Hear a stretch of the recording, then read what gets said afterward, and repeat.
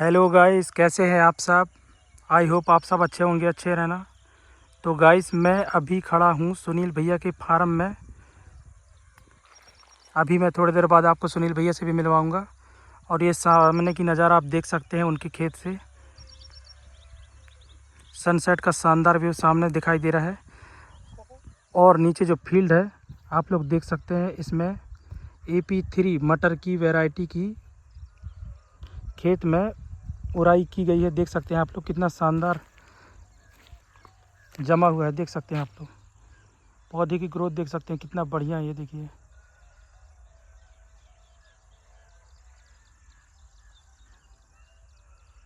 इसकी उराई 6 से 7 दिन पहले हुई थी।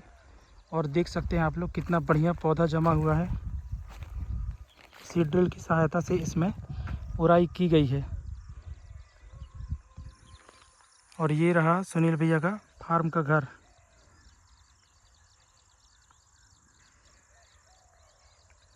और ये खड़ी है इनकी ट्रैक्टर। और वो रहे सुनील भैया, आप लोग देख सकते हैं, जो धान में नोजल को यहाँ से वहाँ दूसरी जगह शिफ्ट कर रहे हैं। चलिए चलते हैं और देखते हैं क्या कर रहे हैं वो।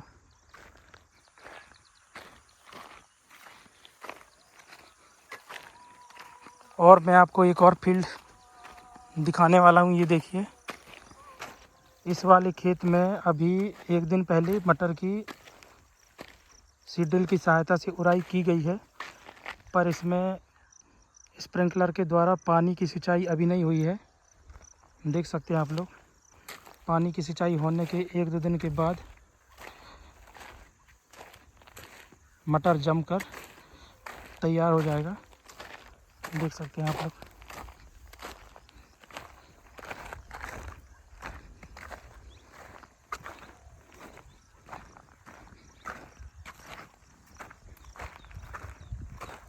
बाकी जगह तो जम गया अभी है।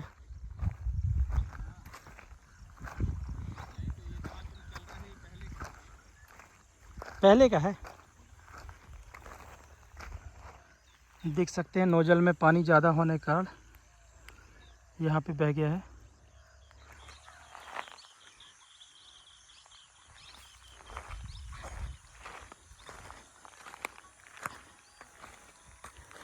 और ये रहे सुनील भैया जो नोजल चेंज कर रहे हैं, हाथ हिला रहे हैं। देखिए आप लोग, गाइस आप लोग देख सकते हैं खेती करने के लिए कितना मेहनत करना पड़ता है। क्योंकि आज हमारे यहाँ का मार्केट का डे है और लेबर लोग सभी लोग मार्केट चले गए हैं, तो उनके भरोसे तो रह नहीं सकते। इसलिए शिफ्ट खुद ही को चेंज करना पड़ता है, बाकी दिन लेबर रहते हैं। आप लोग देख सकते हैं सुनील भैया कितना मेहनत कर रहे हैं। कल फिर से लेबर आ जाएंगे तो कोई प्रॉब्लम नहीं है, वो सब पूरा काम कर देंगे।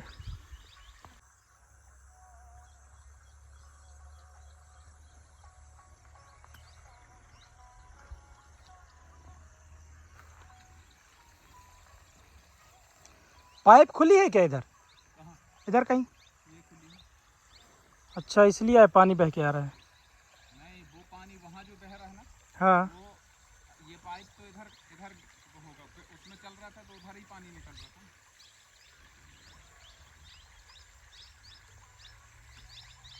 वहाँ रखने को जगह। तो गाइस, अब मैं आपको दिखाने वाला हूँ सुनील भैया के धान का खेत, जो 15 से 20 दिन में पक्का रेडी हो जाएगा। देख सकते हैं आप लोग धान की क्वालिटी, क्या ज़बरदस्त क्वालिटी। आप लोग देख सकते हैं कितना बढ़िया है, एकदम शानदार। ये देखिए, वो जंगल के नीचे किनारे से पूरा लगा हुआ है। ये पीला पीला जो आपको दिखाई दे रहा है, ये पूरा धान की फसल है। और धान की क्वालिटी देख सकते हैं आप, इसकी बॉलियाँ कितनी बढ़िया है। देखिए,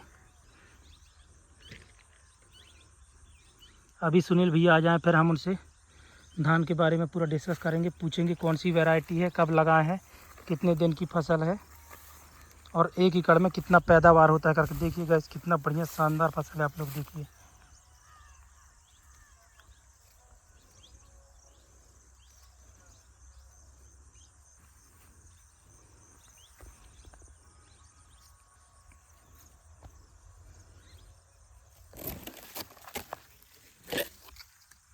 उससे यहाँ का एक चीज़ नेट लगा के रखा था ना वैरायटी के बारे में। तो गाइस सुनील भैया को बुलाते हैं, देख सकते हैं आप लोग। सुनील भैया थोड़ा पाइप लगाने में बिजी हैं, वो आ जाएं, उसके बाद आपको धान के बारे में सुनील भैया से पूछेंगे, डिस्कस करेंगे, जानेंगे धान के बारे में कौन सी वैरायटी है, क्या है। चलिए ठीक है, सुनील भैया का इंतज़ार करते हैं, फिर बताता हूँ मैं आपको। और देख सकते हैं गाइस आप लोग सनसेट का क्या शानदार नज़ारा आ रहा है सुनील भैया खेत से। और इस तरफ देख सकते हैं आप लोग, चारों तरफ जंगल ही जंगल है। और इनका फार्म हाउस, यहाँ पे आने में गाइस इतना सुकून मिलता है ना कि मैं क्या ही बताऊँ आपको। अगर आपके मन में किसी प्रकार की कोई टेंशन है, कुछ है, या अगर आप रिलैक्स होना चाहते हैं तो आप लोग भी यहाँ पे आ सकते हैं, एंजॉय कर सकते हैं।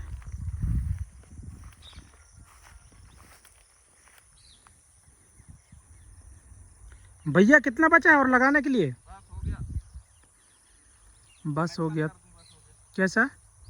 ज्वाइंट कर दूं? नोजल लग गया है गाइस, देख सकते हैं आप लोग, ज्वाइंट करने के लिए बचा हुआ है। नोजल को पाइप में फिट करने के लिए बचा हुआ है।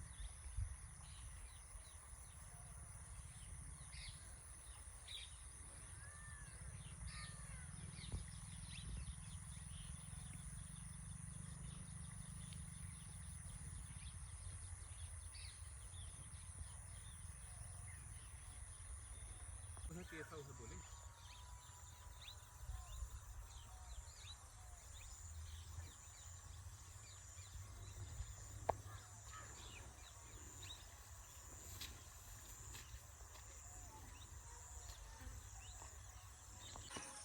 तो गाइस देख सकते हैं आप लोग, फाइनली सुनील भैया नोजल फिट करके और खेत पे आ चुके हैं। तो चलिए पूछते हैं सुनील भैया से धान के बारे में। तो सुनील भैया ये नमस्ते भैया, किसान भाई नमस्कार। नमस्कार आपको भी। सुनील भैया थोड़ा धान के बारे में बताइए, क्योंकि आपकी जो धान है बहुत शानदार दिख रही है। और ये जो है रोपन ही है गाइस, पहले मैं आपको बता दूं, ये हाथ से बोया हुआ धान है। देख सकते हैं आप लोग कितना बढ़िया शानदार दिख रहा है ये।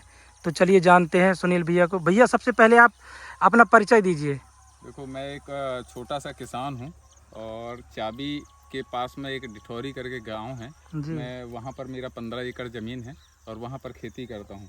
ये मेरी बुआर है, जिसको कहते हैं छीटा बोते हैं, ये छीटा बोने वाली विधि है।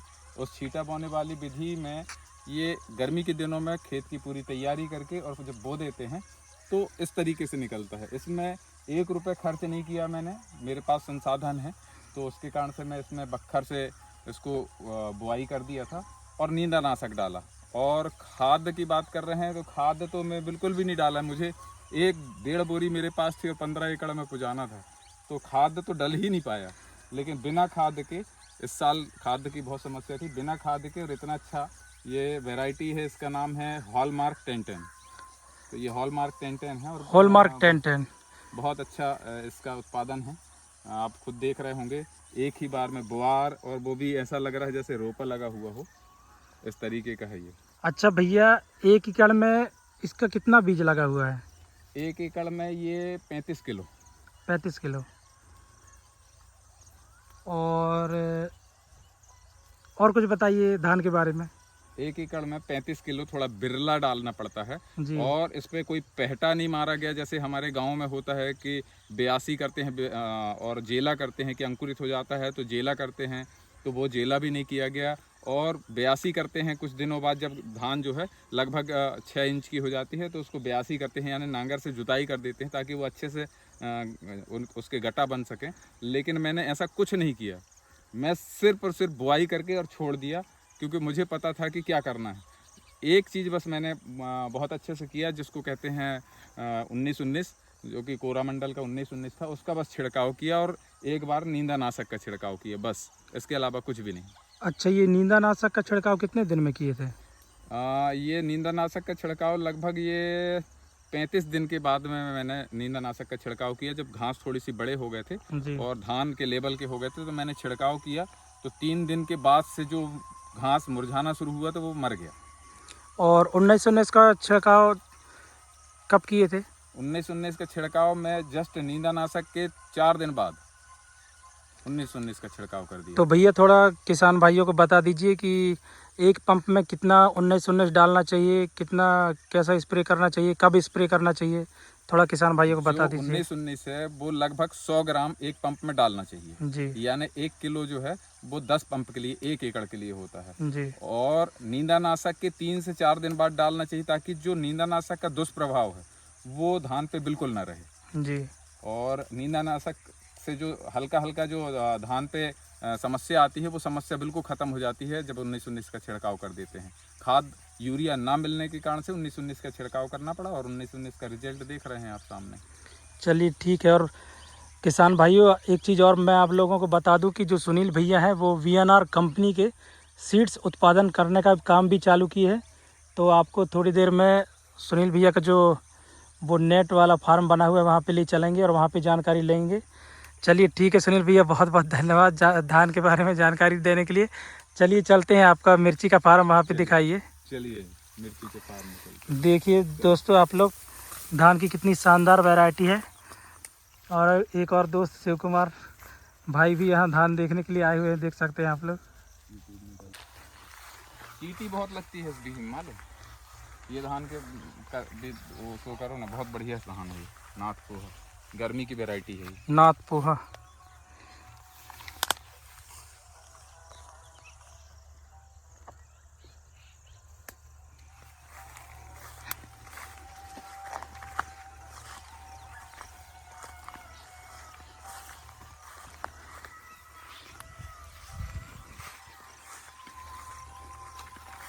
ड्रैगन फ्रूट भी लगे 200। अच्छा यहीं पे लगे, यही खंबा के पास दोनों।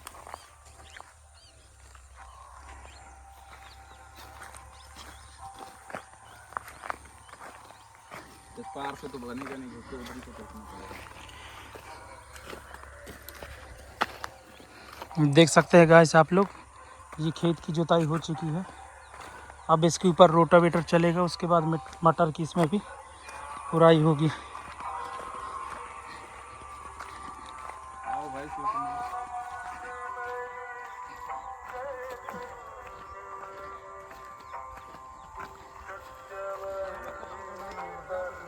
हैं?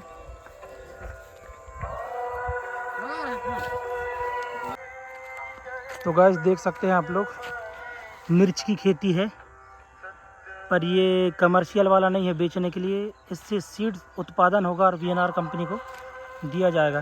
तो चलिए पूछते हैं सुनील भैया से इसके बारे में। तो सुनील भैया थोड़ा इसके बारे में बताइए, टेंट लगा हुआ है, मिर्च की खेती है, क्या है इसका फंडा है? ये जो है ये टेंट नहीं है, ये नेट हाउस है। अच्छा। तो हम लोग जो परमानेंट नेट हाउस ना सोच करके हम ये लकड़ी के खंभों पे नेट हाउस बनाए हैं, और ये नेट लगा हुआ है ऊपर, ताकि जो इनको ग्रीन हाउस प्रभाव के तहत ये मिर्ची के पौधे जो हैं वो जल्दी जल्दी बढ़ें। इसके कारण से इसको लगाया गया है, और इस पर कोई फंगस, कोई वायरस, कोई कीटाणु ना आए, कोई रोग ना आए, इसलिए लगाया गया है। जो वाइट फ्लाई और वगैरह वगैरह जो मक्खियाँ होती हैं जिनके कारण से ये सब रोग होते हैं, तो वो रोग ना लगे इस पर।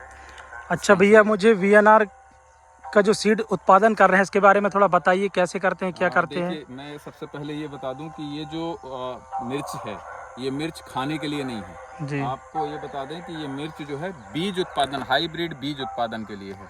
इस मिर्च को देखेंगे आप तो ये मिर्च जो है बडिंग वाली मिर्च है, क्रॉस वाली मिर्च है, ये बडिंग की गई है। आप यहाँ से कटिंग देख सकते हैं, ये कटिंग देख सकते हैं, ये कटिंग दिख रहा है, ये कटिंग देख सकते हैं। यहाँ से ये नीचे का पौधा अलग है और यहाँ से ऊपर का पौधा अलग है। इनकी ये जो किस्म होती हैं, ये नए मिर्च का संशोधन किया जाता है। इस मिर्च में अभी आप देख रहे होंगे फूल बहुत ज़्यादा हैं, लेकिन इस पर फल नहीं लगेगा जब तक कि हम पॉलिनेशन ना करें। तो पॉलिनेशन करेंगे तभी फल लगेगा, बाकी ये इस पर फल लगेगा ही नहीं। ये मिर्च के ये बाकी फूल देख लेंगे ऐसे सूख जाते हैं ये। तो अभी पॉलिनेशन का इनका टाइम 10 तारीख के बाद आएगा, 15 तारीख के बाद आएगा। 15 तारीख के बाद जो है ये मिर्च इतनी ऊंची हो जाएंगी 15 तारीख तक, और 15 तारीख तक में ये जो है इसमें पॉलिनेशन किया जाएगा। एक एक फूल पे ऐसे क्रॉस किया जाएगा। आपको हम एक दिखा रहे हैं कि फूल पे कैसे क्रॉस किया जाता है। तो ये एक फूल है, ये आप फूल देख रहे होंगे। इस फूल के चारों तरफ से ऐसे ये पंखुड़ियों को ऐसे निकाल दिया जाता है, ऐसे पकड़ करके ऐसे पंखुड़ियों को तोड़ देंगे और ये जब पंखुड़ी टूट जाती है फिर इस पे जो हमारा पॉलीन आता है, जो रिंग, एक छोटी सी रिंग रहती है, उस पर पॉलीन का पाउडर लगा रहता है, फिर उसको ऐसे करके ऐसे टच करेंगे और फिर इस पर टैग कर देंगे इस मिर्ची पे, फिर हम धागा बांध देंगे ताकि ये मिर्ची ही हमें हाइब्रिड तैयार किया है हमने, दूसरी मिर्ची नहीं तोड़ सकते, दूसरी मिर्ची में फल ही नहीं लगेगा। तो इस कारण से इसको किया गया है। नेट हाउस का दूसरा जो सदुपयोग है कि जो मधुमक्खी होती हैं, तितलियां होती हैं, वो दूसरी जगह से किसी मिर्च का पराग ले करके आए और इस फूल पे अगर बैठ करके वो परागण करा देंगे तो फिर इस जगह पे जो वैरायटी होगी वो दूसरे नर पौधे का पराग इस पे आ जाएगा, तो ये वैरायटी जो है बदल जाएगी। इसलिए इसकी सुरक्षा के लिए हमको ये पूरा नेट लगाना पड़ता है ताकि मधुमक्खी भी इसका पॉलिनेशन ना कर सके। अच्छा सुनील भैया, मुझे आप बताइए कि ये जो नेट दिख रहा है ये आप खुद ही खरीदे हैं कि कंपनी के द्वारा दिया गया है? और कंपनी के द्वारा दिया गया है तो ये कितने वर्षों के लिए दिया गया है, क्या इसका फंडा थोड़ा बताइए। ये जो नेट है ये कंपनी के द्वारा दिया गया है जी। और कंपनी सिर्फ प्राथमिक स्टेज पर ही अभी वर्तमान में, क्योंकि हमारे मंडला डिस्ट्रिक्ट में ये पहली बार कदम रख रही है ये कंपनी बीज उत्पादन के लिए जी। तो ये पहली बार है, इस कारण से किसानों को रुझान लाने के लिए, किसानों की उत्सुकता के लिए ये नेट हाउस दिया गया है, नेट का जो पूरा बंडल दिया गया है। और इस पे जो है कि किस तरीके से करना है वो सारी चीज़ें जो है हम लोगों को बीच बीच में बताया जाता है कि ऐसे करना है। अच्छा, आपके क्षेत्र में कितने किसान ये नेट वाला काम कर रहे हैं? लगभग ऐसे 12-13 किसान हैं जो नेट में जो हाइब्रिड बीज उत्पादन का काम कर रहे हैं। जी जी।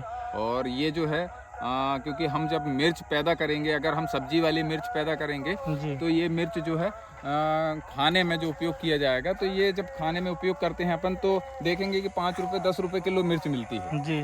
अब आपको एक चीज़ बता दें कि ये मिर्च में देखो ये फूल में ये इसमें फल लग गया है। हाँ, लग ये गया है। सही पौधा नहीं है, जी। ये वो वैरायटी का पौधा नहीं है, जी। ये कहीं से क्रॉस हो चुका है, इस कारण से इस फल को तोड़ देते हैं और ऐसे फेंक देते हैं। जी। तो मैं ये बता रहा था कि ये जो नेट हाउस के माध्यम से जो हम सब्जी के लिए खाते हैं वो 10 रुपये 5 रुपये किलो रहता है, लेकिन आप देखेंगे कि जब इस मिर्च से जब हम बीज उत्पादन करेंगे तो ये हमको 5600 रुपये 5600 रुपये किलो हमसे बीज लिया जाएगा वो अच्छा। एग्रीमेंट के तहत। यानी इस 50 डिसमिल में लगभग 1.5 से 2 लाख रुपए की मिर्च हम पैदा करेंगे एक बार में। तो ये जो है हम, जबकि दूसरी फसल अगर हम लगाते हैं तो इतना उत्पादन कभी नहीं हो सकता है, ये हमको फ़ायदा है। और मिर्च के भाव जो है ऊपर नीचे होते हैं, यानी आप देखेंगे मंडी में हो सकता है 40 रुपये किलो भी मिले, हो सकता है 5 रुपये किलो भी मिले, तो ये जो उतार चढ़ाव है ये नहीं होगा। एग्रीमेंट में अभी से हम लोगों से हम लोग जो है एग्रीमेंट कर लेते हैं कि हमसे वो 5600 रुपये में मिर्च के बीज खरीदेंगे। अब उसमें उतार हो चढ़ाव हो उससे कोई लेना देना नहीं। अच्छा भैया, तो ये काम जो है देख सकते हैं आप लोग गाइस। तो सुनील भैया से मैं पूछना चाहूँगा कि किसानों को ये काम करना चाहिए कि नहीं करना चाहिए? किसान यदि वायदे उसके पास ज़मीन है तो जी। थोड़े सी जगह में ये शुरू कर सकते हैं, वो 20 डिसमिल में शुरू करें, बाकी हिस्सों में अपनी बाकी जो खेती करते हैं वो खेती करें, ताकि उनको इनकम एकदम से उनका लॉस ना हो, एकदम से इनकम समाप्त ना हो, इनकम चलती रहे। और बाकी चीज़ें जो ये इससे जो है वो बाद में लंबे टाइम में जब देखेंगे कि प्रॉफिट हो रहा है तो वो स्वयं फुल टाइम करने लगेंगे इस पर। अच्छा भैया, कुछ किसान जानना चाहेंगे जैसे कई लोगों की ज़मीन थोड़ा पथरीली रहती है या कई लोगों का थोड़ा मुर्रुम मिक्सचर रहता है, तो ये जो फसल है तो ये किस किस ज़मीन में हो सकती है? कैसी ज़मीन कंडीशन होना चाहिए कि कैसी भी ज़मीन में हो सकती है, थोड़ा इसके बारे में बताइए। दरअसल क्या है, सबसे मेन चीज़ होता है ज़मीन के साथ साथ में पानी का संसाधन। जी। आप देखेंगे कि ज़मीन कैसी भी हो, लोग बिना ज़मीन के भी हाइड्रोपोनिक खेती करते हैं, यानी पानी में ही सब कुछ डाल करके और खेती कर लेते हैं। जी। तो हम कैसी भी ज़मीन हो उस पर खेती कर सकते हैं, बशर्ते पानी का संसाधन बहुत अच्छे से होना चाहिए, जुताई अच्छे से होनी चाहिए, और उसके बाद आप मल्चिंग कर दीजिए, फिर लगा लीजिए, तो सारा कुछ जो है सिर्फ आपका पानी के ऊपर डिपेंड करता है। अच्छा भैया, मेरा एक और सवाल है। आप देख सकते हैं गाइस, सुनील भैया अभी ड्रिप के माध्यम से लगाए हैं, तो जिन किसानों के पास जैसे ड्रिप की सुविधा नहीं है तो उन लोगों के लिए कैसे कर सकते हैं वो लोग ये काम? जिनके पास में ड्रिप की सुविधा नहीं है और वो लंबी खेती तो नहीं कर सकते, लेकिन थोड़े थोड़े जगह पे 20 डिसमिल 10 डिसमिल पे वो पौधों को लगाएंगे, और क्रॉस वाले, यानी आप बडिंग पौधे कहना चाहिए, क्रॉस पौधे जो कहना चाहिए संकरित पौधे हैं उनको लगाएंगे। और जब उनको लगाएंगे तो इनमें मोटिलिटी बहुत कम आती है, यानी पौधों की मृत्यु बहुत कम होती है। साथ साथ में ये जो है जब लगाएंगे तो थोड़े से जगह में जब लगाते हैं तो आप डब्बों से पानी डाल करके भी आप उस चीज़ की खेती कर सकते हैं, क्योंकि इसमें रोज़ तो पानी लगना है लेकिन एक लिमिट मात्रा में लगना है। अच्छा भैया, ये फसल कितने दिन में तैयार हो जाएगी और कितने दिन में इसका बीज निकालना पड़ेगा? ये फसल लगभग 5 महीने में तैयार हो जाएगी जी पूरी तरह, और 5 महीने के बाद 2-3-4 दिन सुखा करके और फिर इसका बीज निकल सकता है। जी जी। थोड़ा पेमेंट का प्रोसेस बता दीजिए, क्योंकि कुछ किसान लोग का कमेंट आएगा फिर पेमेंट के बारे में। सबसे मेन चीज़ है पेमेंट का प्रोसेस, इसलिए बोला जाता है कि आप अपने थोड़ी जगह में खेती करें।